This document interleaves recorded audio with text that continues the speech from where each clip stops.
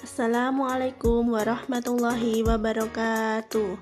Selamat pagi anak-anak solih-solihah. Bagaimana kabar kalian? Semoga kalian dalam keadaan sehat selalu. Baik, kali ini kita akan masuk pada tema 1, subtema 1, pembelajaran 2. Nah, sebelum belajar, mari kita berdoa bersama-sama.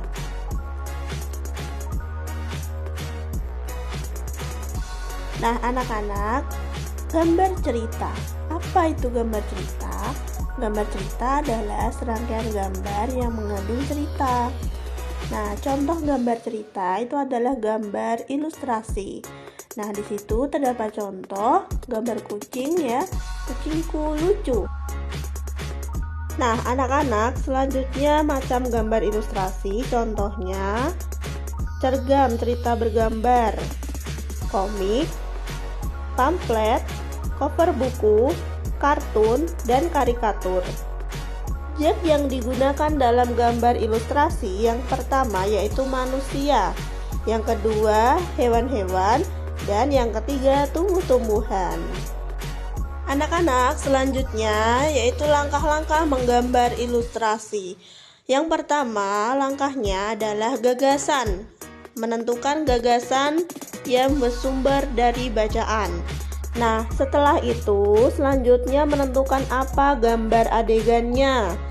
Kemudian siapa saja tokohnya, bagaimana suasananya, dan apa media yang digunakan. Kemudian langkah yang kedua yaitu membuat sketsa. Sketsa adalah rancangan gambar yang dibuat sesuai dengan gagasan. Sketsa biasanya menggunakan pensil 2B, 3B, HB, atau 4H. Hati-hati, perhatikan tata letak dan urutan objek yang digambar. Jika sketsa sudah jadi, kemudian kalian sempurnakan sketsa tersebut dengan menghapus coretan-coretannya. Langkah yang terakhir yaitu pewarnaan. Pewarnaan ada dua cara. Yang pertama, memberi warna sesuai warna asli. Kemudian, yang kedua yaitu memberi warna berdasarkan imajinasi sendiri. Jadi warnanya boleh sesuai imajinasi kalian. Nah, pewarna yang dapat digunakan itu ada cat air, cat minyak, pensil warna, spidol, dan lain-lain. Nah, anak-anak, selanjutnya kita akan belajar tentang penggolongan hewan berdasarkan ada dan tidaknya tulang belakang. Hewan-hewan yang memiliki tulang belakang disebut vertebrata.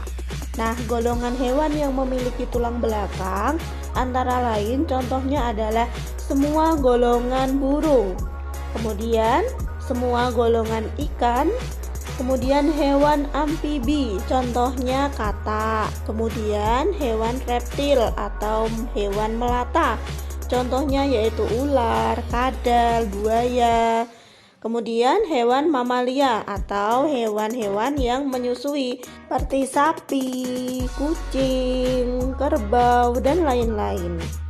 Selanjutnya yaitu hewan-hewan yang tidak memiliki tulang belakang disebut avertebrata atau invertebrata. Nah, golongan hewan yang tidak memiliki tulang belakang yaitu golongan serangga seperti belalang, kupu-kupu, capung, dan lain-lain. Kemudian siput, cumi-cumi, ubur-ubur, dan cacing. Selanjutnya yaitu alat gerak hewan avertebrata dan vertebrata. Kelompok hewan avertebrata yang pertama yaitu hewan yang bergerak menggunakan sayap. Contohnya yaitu yang pertama adalah capung, kupu-kupu, belalang, dan lain-lain. Kemudian hewan yang bergerak menggunakan kaki yaitu kecoa, semut, kelomang. Kemudian yang ketiga hewan yang bergerak menggunakan kaki tabung yaitu bintang laut, teripang, dan landak laut. Selanjutnya hewan yang bergerak menggunakan tentakel yaitu cumi-cumi, ubur-ubur, dan gurita. Yang kelima yaitu hewan yang bergerak menggunakan kaki perut, contohnya siput dan keong. Kemudian yang keenam, hewan yang bergerak menggunakan otot perut, contohnya cacing tanah dan lintang.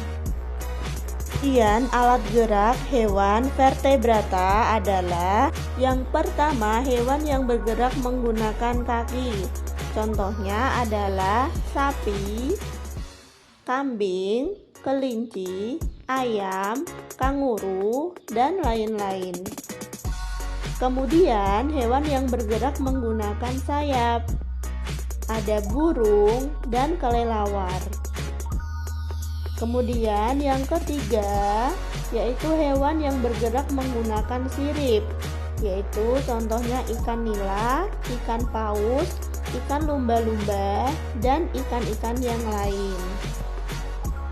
Keempat, hewan yang bergerak menggunakan otot perut, contohnya adalah ular.